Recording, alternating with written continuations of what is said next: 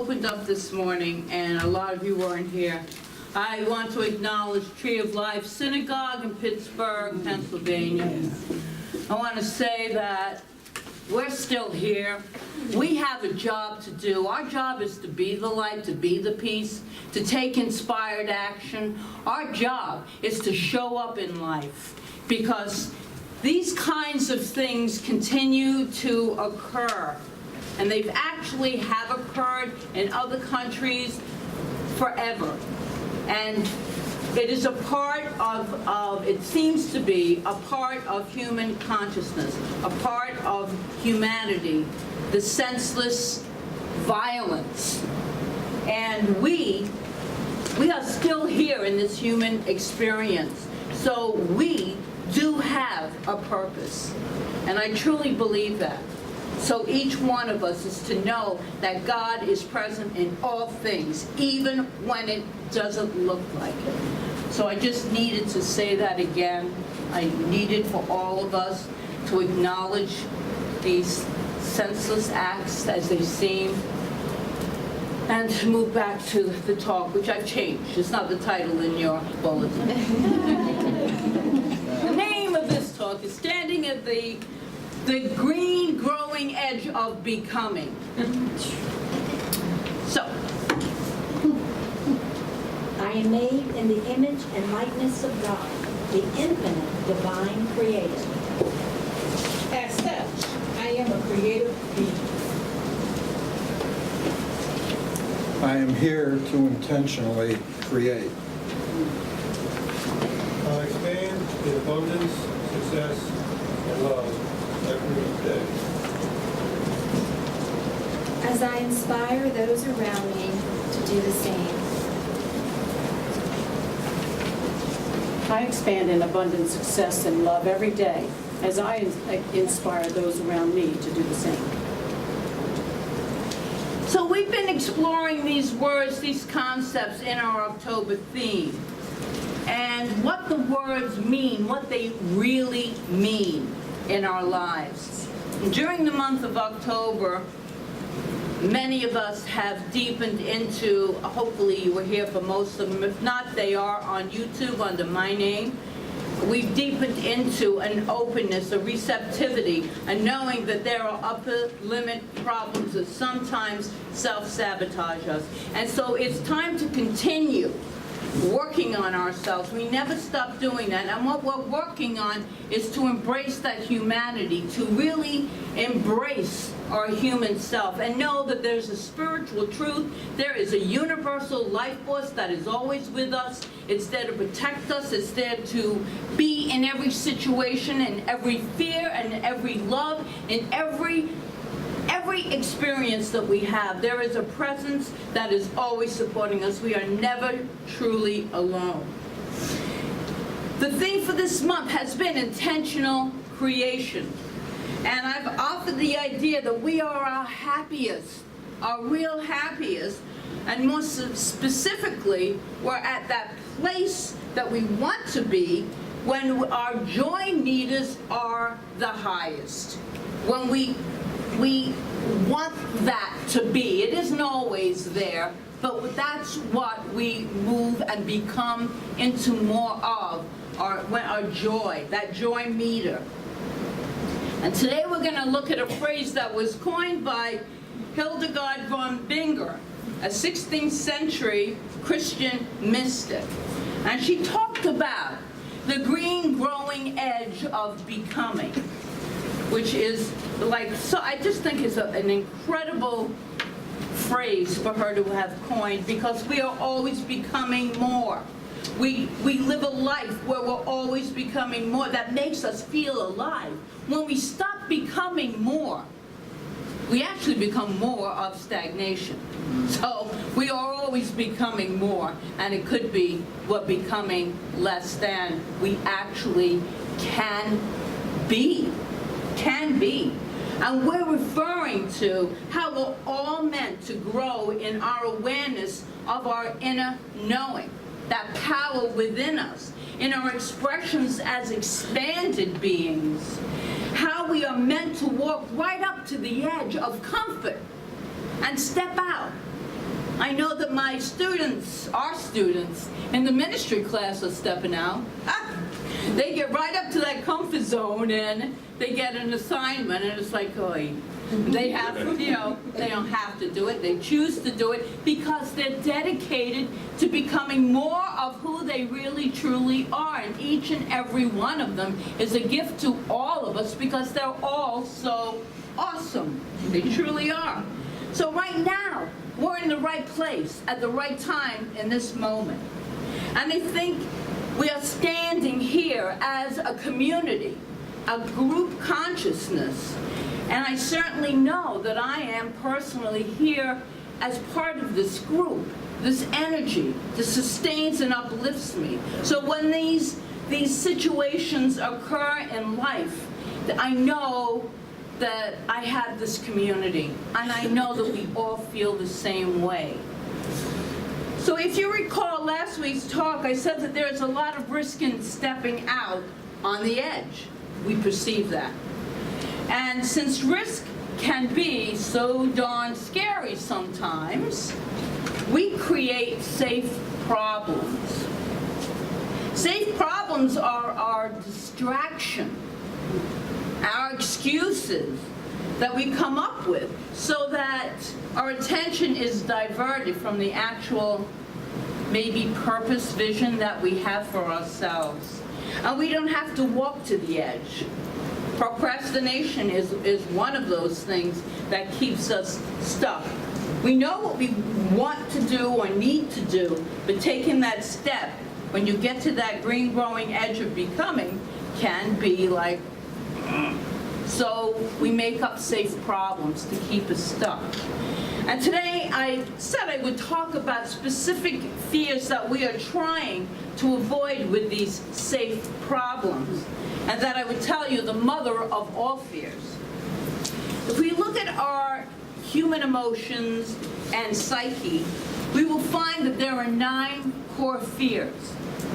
Now the reason it's important to realize that they are in operation in each and every one of us, and that to have a plan for working with them, because these fears will arise in each and every one of us.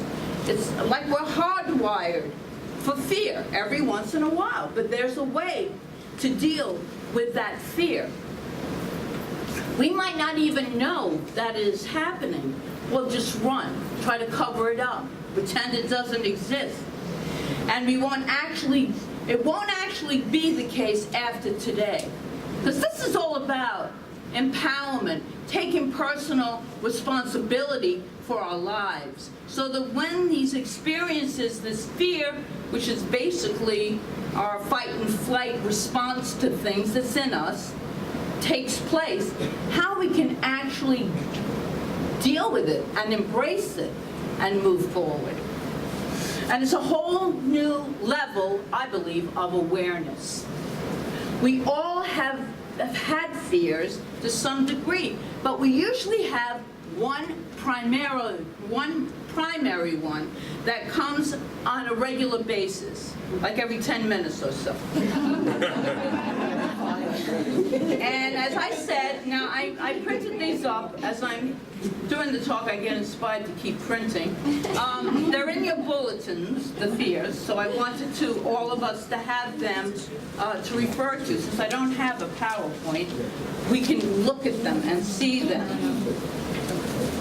So I want us to take a look at them with love and compassion and tend to thought to what might be your main fear. So ask yourself, which of these fears is driving my bus, right? The fear of being judged as wrong, bad, or imperfect. The fear of being worthless, unworthy, or inconsequential. Fear of failure, or being incompetent or unable to do whatever it is. Fear of being abandoned or ignored. Fear of overwhelm and intrusion. Fear of missing out or being limited. Fear of being blamed of showing weakness and vulnerability. Any of these fears. Fear of being unlovable, shut out, inharmonious, and that includes fear of conflict. So I've said that all of these fears we experience to some degree from time to time, but we primarily usually have one that's operating and functioning. So here's the deal. Probably as long as we are in this human experience and coming to that green growing edge of becoming, our primary fear will be present. But the question is, what are we going to do about it? What are we going to do about it? Are we going to let it drive our bus? Are we going to take the wheel and put the fear in its own seat? Are we going to master fear, any kind of fear? Or let the fear be our master? So take a look at them all again and see if you can identify one that resonates with you, one that you feel is your primary one. Okay, have you basically, most of you got one? Okay, so I'm going to count to 3 and I want you all to say it at the same time. Just say it out loud which one it is. 1, 2, 3. Good, thank you. Thank you for your honesty and vulnerability, and dare I say, your authenticity. You're really being authentic. So as I said, there are 9, but there really is one more. One more that is the mother of all fears and actually stands at the base underneath each and every one of these. Before I share it with you, though, I want to give you some steps in mastering fear. Ready? No? Just a few? First step to mastering fear is practice non-resistance. Suppressing fear is non-resistance. Denying fear is resistance. Spiritual bypass fear is resistance. Now, what do I mean by that? Immediately going to it's all good, it's all God, it's all good, it's all God, when the fear is there to be recognized. It's a way of really not feeling the fear and dealing with it and becoming the master of it. And I love this quote from Ingrid Mathau in an article in Psychology Today, this was online, where she defined spiritual bypass, a spiritual practice in service of repression.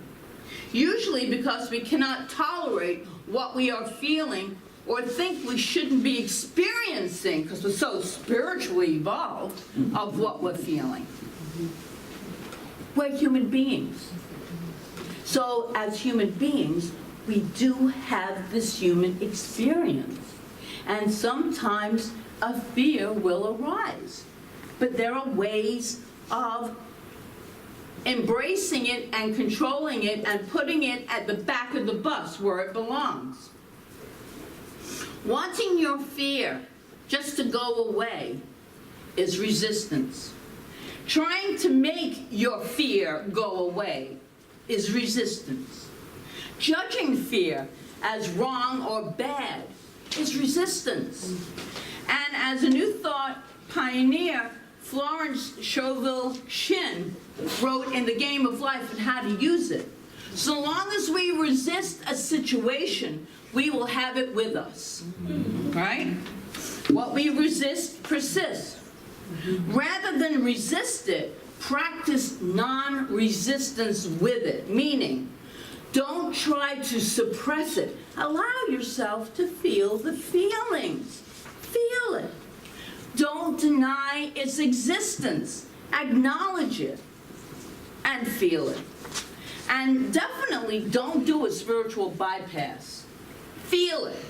Then do your spiritual practices. But feel the feeling, embrace the feeling. And don't want to try to make it go away. Just be with it and feel it. And please do not judge yourself or the situation as bad or good. It just is. It just is. And this too shall pass. One of the greatest adages ever. This too shall pass. Because it does. The only thing that stays permanent is our relationship to the divine, this divine energy that flows in and through and as each situation and flows in and through and as each one of us. It is our truth. It supports us. It loves us unconditionally. So you see, there's a theme to non-resistance. Allow it to just be and feel it. So for just a moment, right now, breathe into it. Just breathe into. Give some space. Any of those feelings that came up, just feel it. And give it some love. And know that in this moment, a little extra grace is required here. And do that right now with the primary fear that you identified. Just breathe it in. And then from this sweet place of non-resistance, we take the next step, which is and always will be forgiveness. Second step to mastering fear, forgiveness. Say to yourself, or you can say this after me, I forgive myself. I forgive myself For having that fear. That I'm feeling now. So to the best of your ability, feel that statement in your body. I'm going to repeat it again. Forgive yourself for having that fear that you are feeling right now. Because forgiving yourself for having the fear is an imperative step in moving forward. We have to forgive ourselves and others and move forward if we choose to be in a state of well-being. If we really choose to live a life with our joy level high, forgiveness is imperative. So before I speak to the third step of mastering fears, I want to share with you the mother of all fears. The one that sits at the core of all of these. And I want to share it with, don't you want to know what it is? Yes. Maybe. Keeps them in the room. All right. So I want to share this with you now because the third step is what we must do to master the main fear. After practicing non-resistance and forgiveness. And Ernest Holmes, before I tell you, Ernest Holmes speaks of it in The Science of Mind at page 156. So I want to take it a little deeper after I read this. Someone has said the entire world is suffering from one big fear. The fear that God will not answer our prayers. But I'm going to take it a little bit further than that. It's the fear that if I get to my green growing edge of becoming, if I take a risk to create something amazing, if I jump off the bridge with my parachute, and if I fail, I will crash and burn. Then it will mean that I'm disconnected from Source. I'm here alone. There's no God. There's nothing to guide and love me. So I'm made up. I'm not one with the one. And that's a terrifying thought. In my mind, it is completely terrifying. Completely terrifying. I lived with it long enough. Many years ago, thank goodness. And it's a very lonely, empty, dark space to be in, at least for myself. But it's a bit more than that. And we think that everyone else is connected. Everyone's connected, except for me. And we might not be. but we really are in truth. And if I try and I fail, what do we say to ourselves? If I try and I fail, then it's confirmed that I'm not. And I cannot take the risk of that confirmation. So let me stay in my familiar, comfortable place. Fear controlling us. So I want us all to breathe right now. Take a breath in and exhale it. Because there needs to be space. And the breath allows us to release some of that energy so that there's space for you to hear this. You are eternally connected to Source. One with the One. You cannot not be. So I want you to turn to your neighbor and say, I am eternally connected to Source. I am eternally connected to Source. I am one with the One. I am one with the One. I cannot not be. I cannot not be. And so it is.